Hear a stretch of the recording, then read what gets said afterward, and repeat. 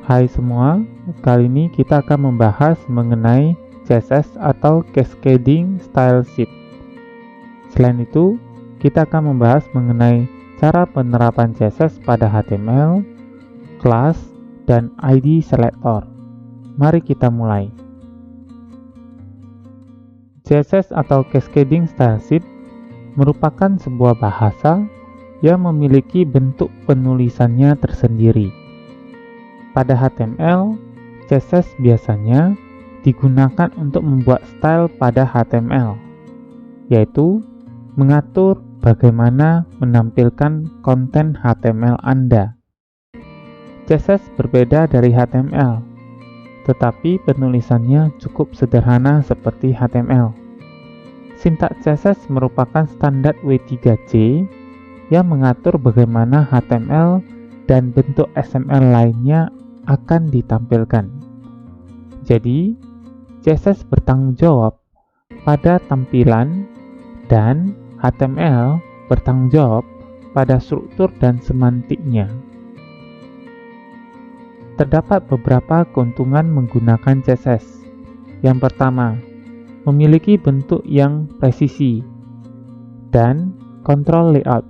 Maksudnya, kita dapat menggunakan CSS tertentu pada tipe tertentu. Misalnya, CSS yang hanya akan dieksekusi pada saat kita ingin dalam mode print. Yang kedua, less work. Kita dapat mengubah tampilan dari keseluruhan tampilan HTML web hanya dengan satu file CSS saja. Yang ketiga, more accessible site. Maksudnya, ketika CSS mengatur tentang cara menampilkan, maka markup HTML dapat fokus pada konten dan membuatnya mampu diakses pada device lainnya, seperti tampilan mobile. Pada CSS, terdapat bagian deklarasi yang terdiri dari pasangan properti dan value.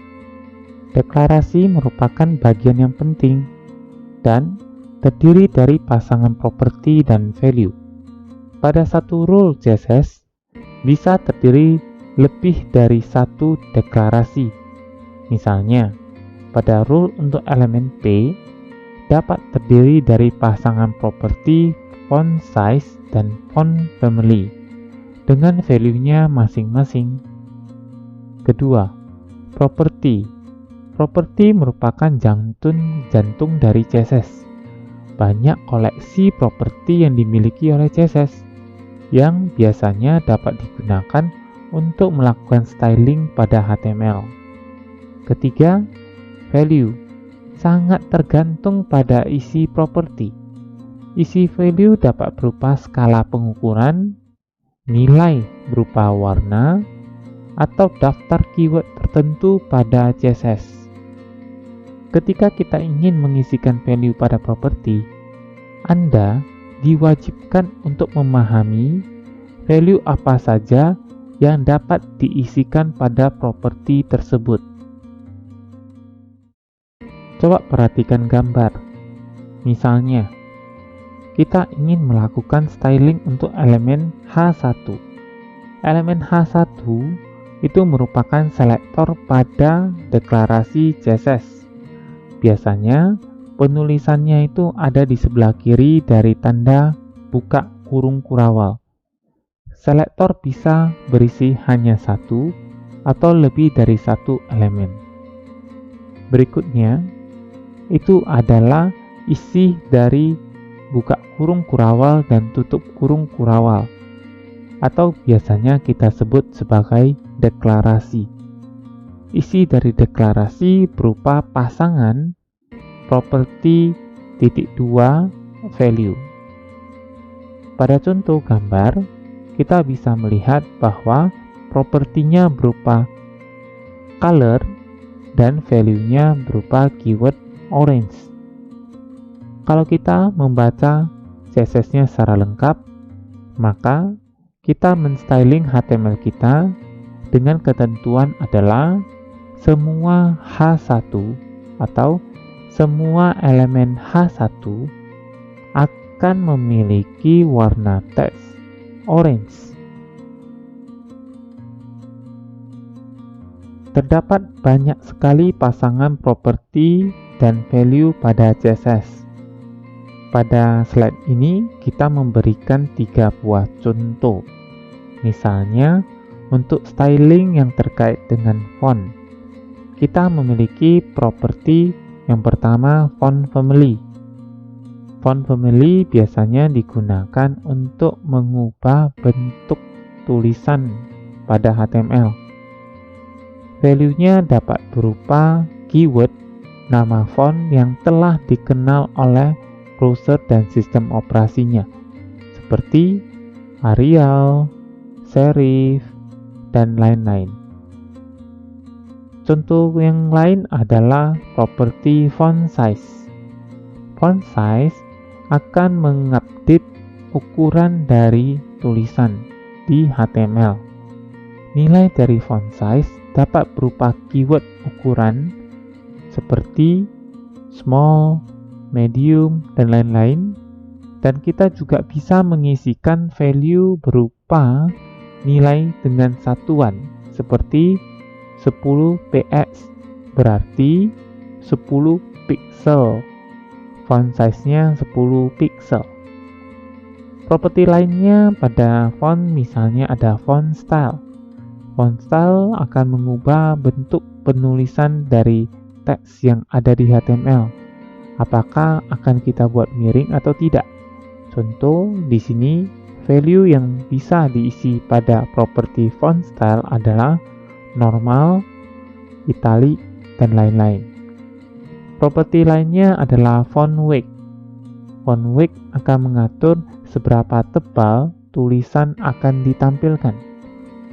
Value dari font weight bisa berupa normal, bold, ataupun lainnya. Untuk styling yang lain, kita lihat contohnya untuk teks. Terdapat banyak properti untuk teks juga. Contohnya adalah text decoration, text transformation, text align. Setiap properti memiliki nilai dengan keyword tertentu. Jadi kita harus menghafalnya supaya kita bisa mengisikan nilai dengan keyword yang tepat pada properti yang sesuai. Yang ketiga, contohnya adalah styling yang terkait dengan border. Nah, di sini terdapat properti yang namanya border. Kemudian ada juga properti border kurang color, border kurang style, border kurang image. Pada properti border bisa berisi nilai dari properti lainnya. Biasanya kita sebut ini adalah bentuk singkat. Nah, ketika kita menggunakan bentuk singkat dari properti CSS, kita harus memahami bukan hanya isi dari propertinya, tapi urutan dari isi properti juga sangat penting. Kita bisa terbalik-balik jika kita mengisikannya tanpa memahami urutan yang akan ditampilkan pada isi propertinya. Sebagai contoh, untuk border di sini, isi yang pertama itu haruslah biasanya berupa border width. Kemudian yang kedua biasanya adalah border style. Kemudian yang ketiga biasanya adalah border color. Untuk properti yang lain seperti border style, border color, border image itu biasanya kita bisa isi sesuai dengan value-nya masing-masing.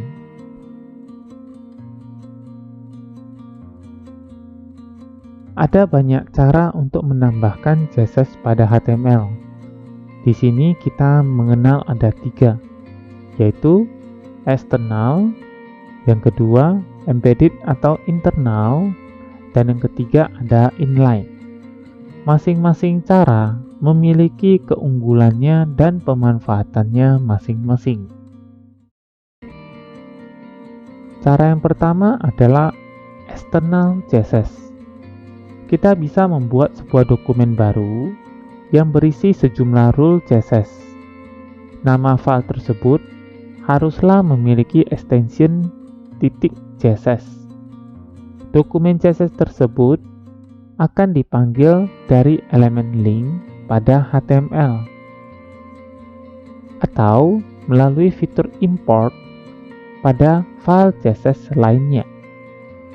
Pemanggilan dari CSS bisa saja dari satu atau lebih dokumen HTML. Berarti, satu file CSS ini dapat digunakan di banyak HTML sekaligus. Jadi, biasanya semua style yang ada di external CSS itu sifatnya adalah umum untuk beberapa HTML sekaligus.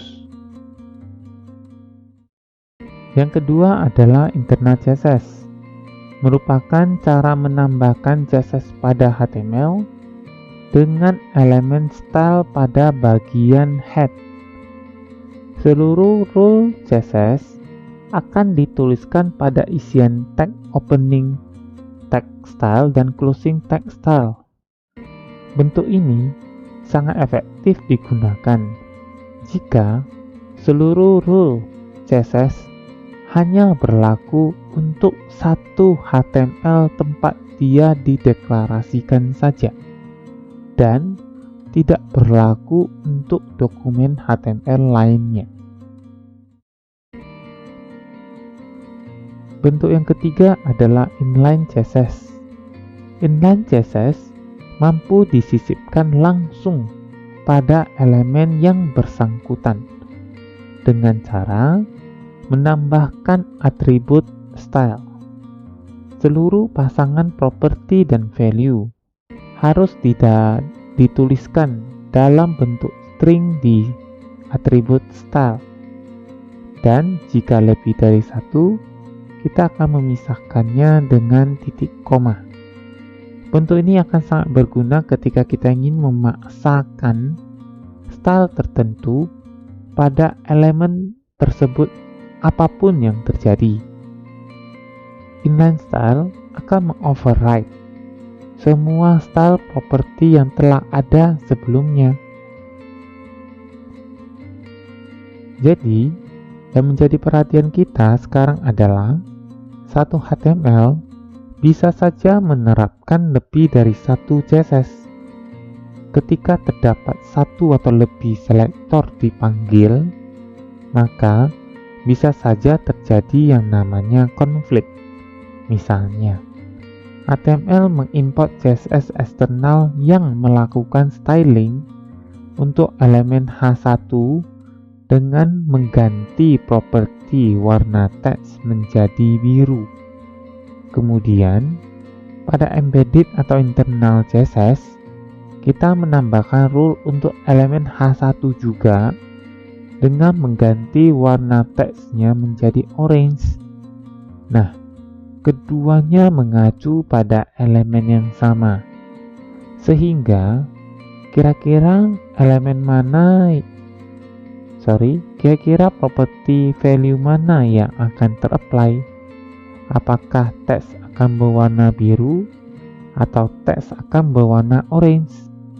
Nah, karena keduanya memiliki kedudukan yang sama baiknya, maka CSS yang terakhir dipanggil yang akan dieksekusi. Sedangkan CSS awal dengan properti yang sama akan di-override oleh CSS yang terbaru pada properti yang sama saja. Jika propertinya tidak sama, maka tidak akan ter-override ya. Berikutnya kita akan membahas lebih rinci tentang CSS selector. Perhatikan gambar kembali. Ketika kita membahas CSS selector, artinya itu ada di baris nomor 1, yaitu contoh pada gambar adalah H1. Nah, sebenarnya selektor bisa terdiri dari satu atau lebih dari satu. Intinya, selektor itu biasanya dituliskan di awal sebelum kurung kurawal dari deklarasi. Nah, yang menjadi catatan kita adalah ketika kita sudah men-set sebuah selektor, misalnya untuk case kali ini itu adalah H1, maka seluruh elemen H1 pada dokumen HTML kita itu akan terkena apply CSS. Jadi H1-nya bisa saja berada di paling atas di awal dari HTML, ataupun H1-nya ada di tengah-tengah badan di HTML-nya, atau ada di bagian paling bawah HTML-nya. Nah, seluruh elemen H1 itu akan ter-apply dengan style sheet yang sudah kita buat, yaitu apa? Deklarasi yang berisi properti dan value-nya. Jadi, untuk gambar kalau kita lihat, maka seluruh H1 tulisannya akan rata tengah dan menggunakan bentuk tulisan font berupa Arial dan berwarna orange. Kali ini kita akan melihat contoh segrup selektor. Artinya, elemen ataupun yang lain yang kita masukkan dalam selektor bisa saja lebih dari satu, dan pemisahnya itu adalah tanda koma. Nah, untuk kasus kali ini kita lihat kembali pada gambar kita. Ada H1, H2, H3, P, EM. Artinya untuk seluruh elemen tersebut itu akan kena apply deklarasi berupa properti dan value dari CSS yang sudah kita tentukan di dalam kurung kurawalnya. Berikutnya adalah selain selektor berupa elemen HTML, selektor juga bisa berisi ID value tertentu. Misalnya, tadi case-nya adalah untuk semua H1 kita akan membuat warna teksnya menjadi orange. Nah, pada H1 tertentu mungkin kita bisa mengubah warnanya menjadi warna yang lain. Nah, inilah peranan dari ID. ID berupa nilai yang sangat unik, yang berarti dia hanyalah satu ID pada satu HTML. Itu best practice-nya. Dan ID di sini itu unik bukan per elemen tapi per HTML. Jika Anda sudah membuat sebuah ID misalnya 1 pada elemen H1, maka kita tidak boleh lagi menambahkan ID 1, tulisan 1 bukan angka, pada elemen apapun di HTML tersebut. Nah, ID di sini biasanya bisa diisi dengan berupa selektor dan spesial. Nah, isi selektor spesial di sini itu harus ditandai dengan tanda hash ataupun pagar. Nah, selektor spesial di sini bisa saja kombinasi alfabetik dan numerik. Tetapi perlu diingat, bukan sebaliknya. Bukan numerik baru alfabetik. Anda harus sangat berhati-hati dalam penulisan ID. Contoh, ID-nya sama dengan buku 1, itu boleh. Tapi kalau ID-nya berupa angka 1 buku, itu tidak diperbolehkan. Pemanfaatan dari selektor ID bisa dilihat pada contoh. Misalnya, kita membuat sebuah ID yang namanya heart. ID heart tersebut kita styling dengan CSS. Kita bisa menggunakan bentuk inline atau embedded style sheet. Kita tambahkan hashtag heart, kemudian kurung kurawal, color .2 orange. Maka seluruh ID jika ada gitu ya pada HTML itu akan berwarna orange. Nah, kita juga bisa menerapkan ID itu pada eksternal. Misalnya, kita masih menggunakan ID heart, kemudian pada link kita import file external CSS, dan pada external CSS kita ada set misalnya hashtag heart, dan seluruh properti dan value pada hashtag heart akan ter-apply pada HTML. Selain selektor elemen, selektor ID, masih ada satu lagi selektor di CSS yang bisa kita gunakan, yaitu selektor berupa kelas.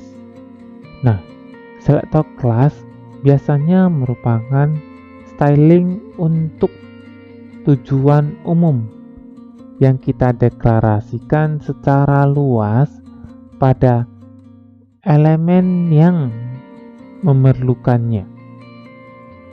Nah, kelas selektor biasanya ditandai dengan tanda titik atau dot, dan penerapannya kelas bisa lebih dari satu elemen di satu HTML.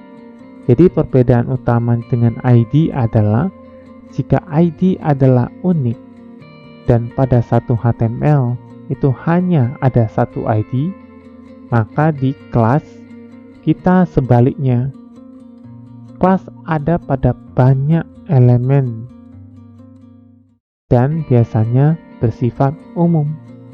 Penanda dari kelas adalah titik, penanda dari ID adalah hashtag atau pagar. Penamaan dari kelas itu masih sama seperti penamaan ID, yaitu selektor spesial berupa alfabetik dan numerik, atau alfabetik saja juga sudah boleh. Perhatikan contoh gambar.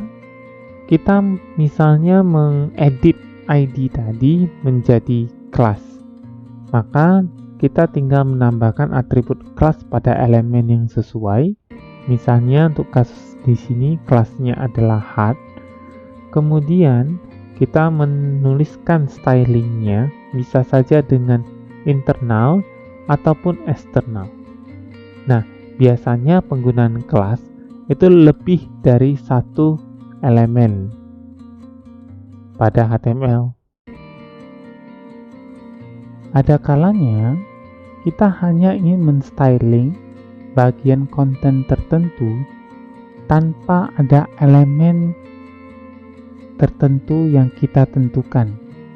Nah, maka kita bisa menggunakan alternatif dua elemen pada HTML, yaitu span dan div. Span dan div merupakan elemen pada HTML yang biasanya digunakan bersama dengan ID ataupun kelas tertentu. Nah, perbedaan span dan div adalah span itu adalah inline elemen dan div adalah block elemen. Berarti jika kita menambahkan span pada konten kita, maka konten berikutnya setelah span akan terus dilanjutkan ke sebelah kanan.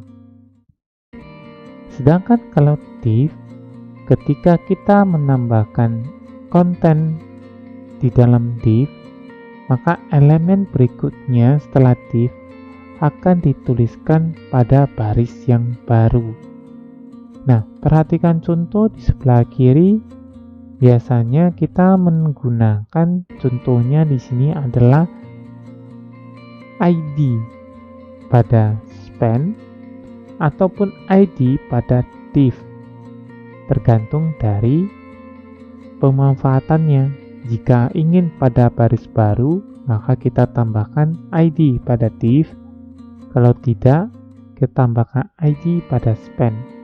Begitu juga dengan kelas, penggunaannya juga sama. Nah, bentuk ini sebaiknya dihindari. Maksudnya adalah jika memang tidak terpaksa, maka jangan gunakan span ataupun div. Gunakan elemen-elemen lainnya yang memiliki semantiknya. Misalnya, kita bisa menggunakan elemen nav pengganti div class menu, atau div ID menu kita gantikan dengan nav atau navigation. Nav merupakan elemen dari HTML5 yang memang ditujukan untuk navigasi. Contoh yang lain adalah header. Kita biasanya menggunakan div ID header untuk menandai bagian header dari body HTML. Kita bisa menggantinya menjadi elemen HTML5, yaitu elemen header, tanpa menggunakan kelas ataupun ID tertentu. Demikianlah penjelasan mengenai pengenalan CSS, ID, dan kelas selektor. Terima kasih, sampai jumpa pada video berikutnya.